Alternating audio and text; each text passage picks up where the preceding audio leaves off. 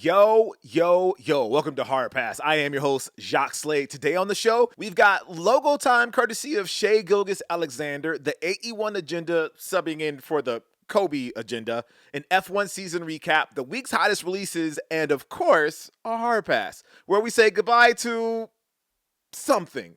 Look, co-writer was on one when he wrote that bit. You'll see. All right. Let's start with some hot takes. Shai Gilgeous-Alexander and Converse are cooking up something, and we are getting our first taste of what is to come. It took them long enough. They've been joined at the hip since 2020. Anyway, last week in Toronto, SGA's signature logo was unveiled, and it sparked a lot of conversation. A stylized take on the number 2, or more specifically, 2 mirrored 2s. It is yet another logo based on the player's number and or initials. But what makes this stand out is that A, it's a lot more interesting than most of the other logos out there made out of initials and jersey numbers, and B, its creator is the man himself. Oh, and C, it looks like something Sauce K would throw. Hand-drawn by SGA, it's an inspired take on the art form and represents his dual role as a hooper on the court and a sartorial icon off the court. With Converse re-upping with SGA earlier this year, Converse's newly minted creative director of basketball is expected to debut a signature shoe in 2025. So far, nothing has leaked about what the shoe could look like, but if this logo and SGA's whole vibe is anything to go by, it might be the most exciting signature shoe debut in a very long time. And kudos to Converse for finding an athlete that fits their ethos. Sure, they were the pioneers of the basketball shoe, but they've evolved into a lifestyle brand that maybe the SGA perspective will give them the edge that they need to stand out in a very crowded market. And to think, he could have still been a Clipper to this day. All right. Jordan Addison of the Minnesota Vikings had an amazing game against the Falcons last week, scoring 3 touchdowns on 8 catches for 122 yards. It was a career day that was capped off by a Euro step into a layup celebration while rocking a pair of cleats inspired by the Adidas AE1. And the best part is that according to most of the comments I've seen, these were Nike cleats. Friend of the program, Mosh, the designer of the cleats, confirms that they were Nikes. So that's one way to get the attention of Adidas for sure. Basically saying, hey, I know I wear Adidas cleats, but I'm not going to sacrifice them to be painted on by Mosh. So here are some Nike cleats that we can paint over and turn into AE1 cleats. It's a great work by you, Jordan. Great work. I expect he'll be getting a care package from Adidas and Edwards in the near future. But also, if Adidas football hasn't been working on an AE1 cleat prior to Addison's big game, they need to get on it like now. We've seen them on Paul Rudd and a handful of baseball players, so football needs to be the next step. They can't let Nike go ahead of them with all of the Jordan Retros and Kobe cleats. AE1 cleats would be a nice counter and show the world that Edwards is a multifaceted star that transcends hoops, obviously. By the way, you know you're a sneakerhead when you see that Sprite Christmas commercial where they call Edwards Santa Claus and you do a double check and wonder if Kyrie Irving isn't somewhere raising his eyebrow and chuckling. You know, at the free publicity and all. De'Aaron Fox's first signature shoe, the Curry Fox 1, is out now. And to celebrate the milestone, none other than Stephen Wardell Curry wore the Happy Fox Day colorway for a game against Minnesota. I don't think I need to do a lot of research for this one, but I'm going to go out on a limb here and guess this is the first time that an active player who has his own brand has worn the signature shoe of another player that is signed to his brand. I know. Very brave of me to make such a bold declaration, but it's not like Michael Jordan ever got the chance to wear Melo 1.5s or CP3 1s. And knowing MJ's persona that we've built up on the internet and probably has really little basis in reality, he'd say something like, man, f them shoes. Sneaker history was made on that night, folks. Soak it in. Hey, that's one thing Steph has bragging rights over LeBron on. Oh, right, and then there's the 3-1 advantage in NBA Finals matchups, even though the only 3-1 lead that people talk about is the one that the Warriors blew in 2016. Wait, when did this bit come about LeBron? It's like when bots leave, what does this mean for LeBron's legacy comments or bring him up for no reason? Am I a bad person? Am I so out of touch? No, it's the children. It's the children who are wrong. Bill Belichick will become the new head coach of the North Carolina Tar Heels. Man, Somebody in Belichick's immediate circle must really need those Air Jordan PEs that they give their athletes, because I cannot imagine another reason why he would want to go back to school. Sure, we can make a joke about being around people who can relate to his girlfriend, but she's an old soul, or whatever sources say that no one will ask questions, so that would be in poor taste. Anyways, the fire and desire to coach somebody, anybody, must really burn inside Bill, because to take on a program that doesn't really compete with the Georgias and Oregons of the world and claim you're going to turn it into an NFL-like organization is ambitious as all hell. And look, I'm all for it, because if he can build North Carolina into a top-notch football school, that means we're going to see even more baby blue Jordan player exclusives that eventually trickle down to our general release hands without the UNC branding. Right, for our pick of the week, we have the Nego Nike Air Force 3 in Baroque Brown. This is going to be on December 19th for $150. Okay, so this is the one that you might want to call a mea culpa. See, when Nike and Nego revealed that their first collab would be the Nike Air Force 3 and not the Air Force 1, it was met with, let's say, surprise from the community, including yours truly. Like, why not give the people what they want? Why zig or zag when you could have done neither? And while we still have our reservations about the first Sendai-inspired AF3s, the follow-up that's seemingly inspired by Planet of the Apes and Saturday morning cartoons and action figure commercials kinda makes up for it. Now, this is an example of doing something different for the sake of doing something different gone right. I apologize for doubting Nego and Nike, and now I can't wait for what other Air Force 3s they've got in store for us. Maybe even revive the Air Force 2 while they're at it.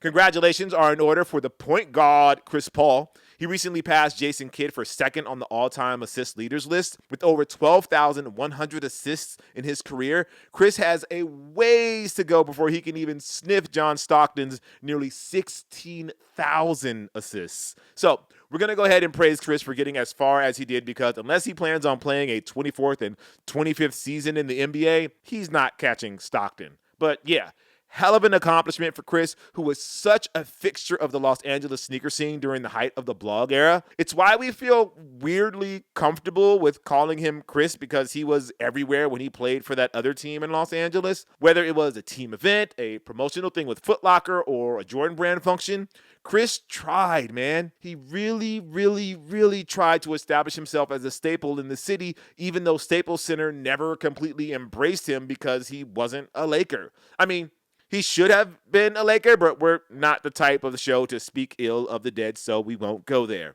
Anyways, Chris had his moment in Los Angeles, and even though he experienced greater success like reaching the NBA Finals or becoming second all-time in assists when he wasn't playing for that JV squad, he'll always have a place here when he finally plays for the Lakers in a year or two alongside LeBron.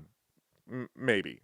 Before we move on to Hard Pass, let's do one last lap on the 2024 F1 season, because, man, we could not have picked a better time to jump on the bandwagon. I mean, sure, we could have been fans all along or started watching once Netflix Drive to Survive popped off, but the excitement of this season was a great starting off point. While we probably shouldn't have been as pumped as we were to see someone challenge Max Verstappen for the Drivers' Championship because, well, Max is still Max, it was fun to see multiple race winners from multiple teams, because it meant that no team was truly dominant. Like, since May, Max was no longer a sure thing to win. The favorite, for sure, but it wasn't a done deal that he was always going to win, and that made the races fun to watch, because you never knew if Lando Norris was going to stop getting all in his feelings and realize he's got the fastest car, or if the Ferraris could cobble together a winning strategy, or if Lewis Hamilton could turn back the clock to 2021. Man, when you consider how long these seasons are, it must have been agonizing for Lewis and his fans to have waited that long for another win. See?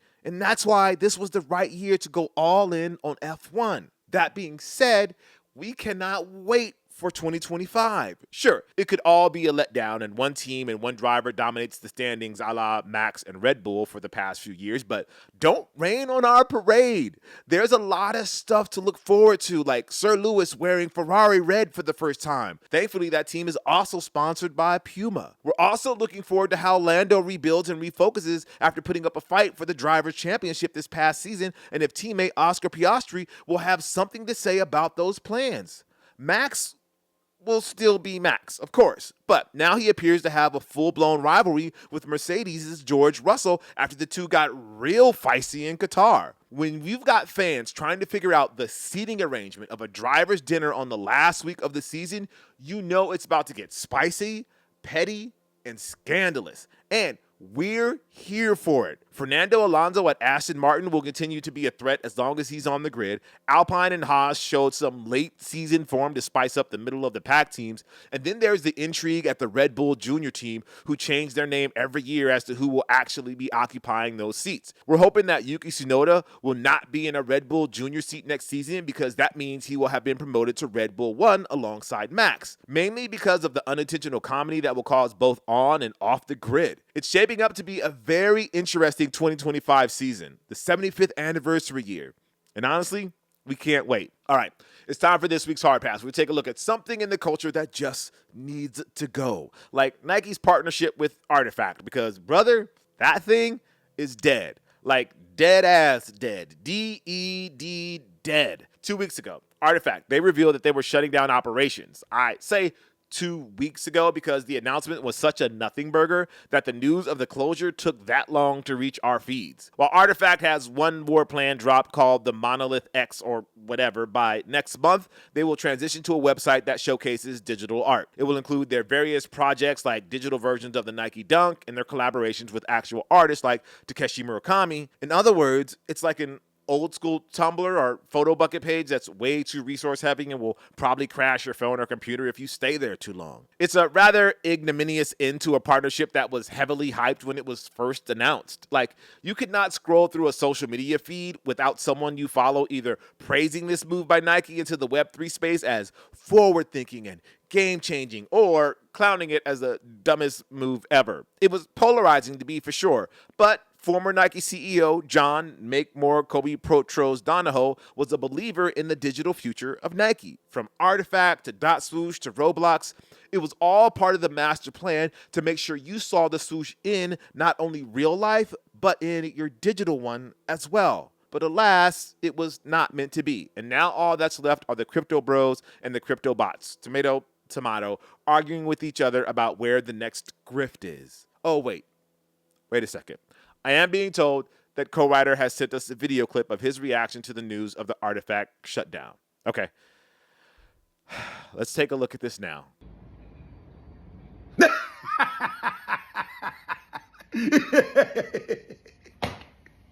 Oh my God.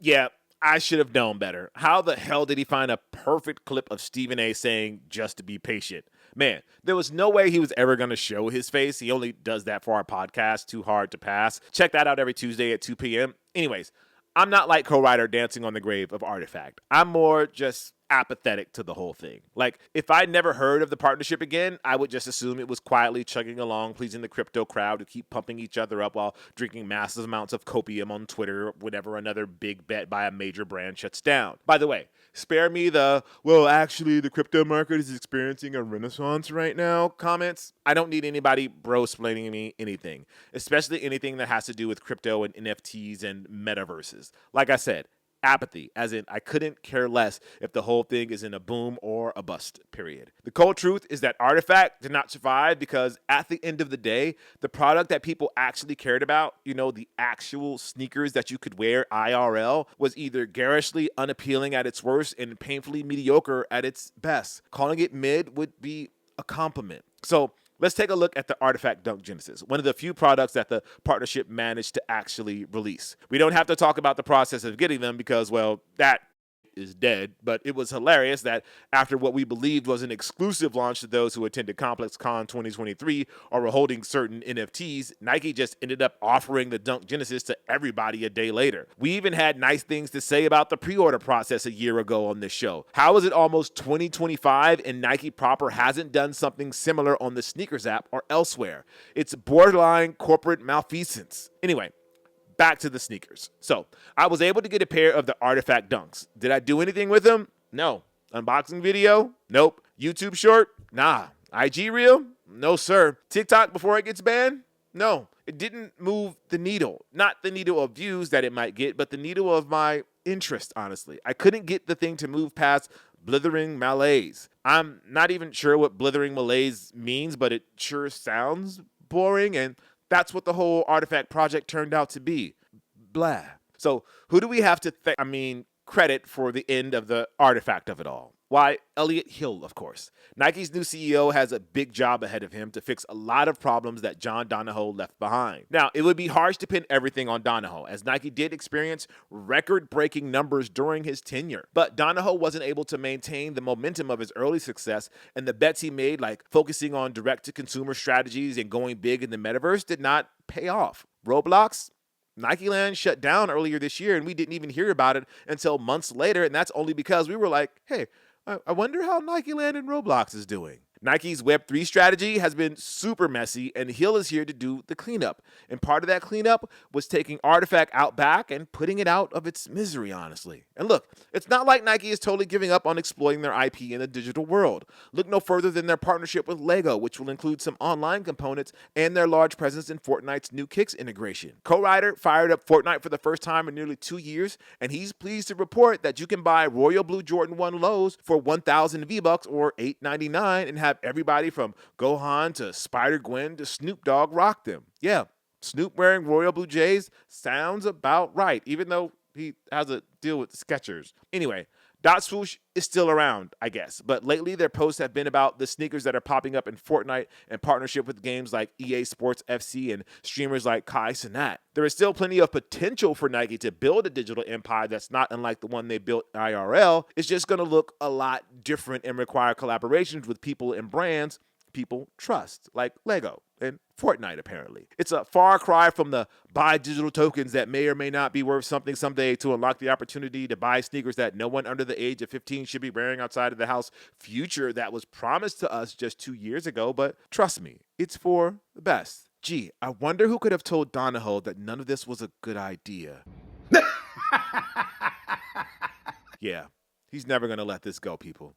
Get used to it. All right, that's going to do it for the show. Thank you guys for watching Hard Pass. I'm Jacques Slade. I will see you next week. If you'd like to possibly be featured in a future episode, call us at 818-493-9325. Leave a short message, your socials if you want, no more than 30 seconds. All right, I'll see you next week. Peace.